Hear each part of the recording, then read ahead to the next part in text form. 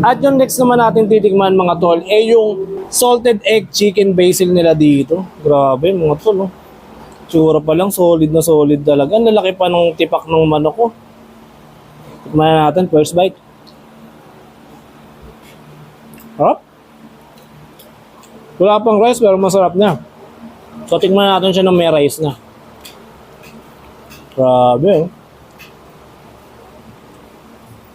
With the rice.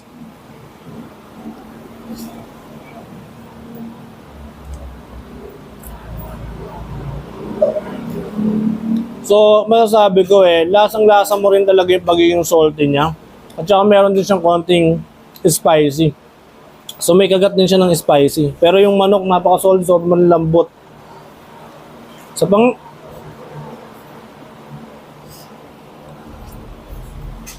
Grabe. Sarap.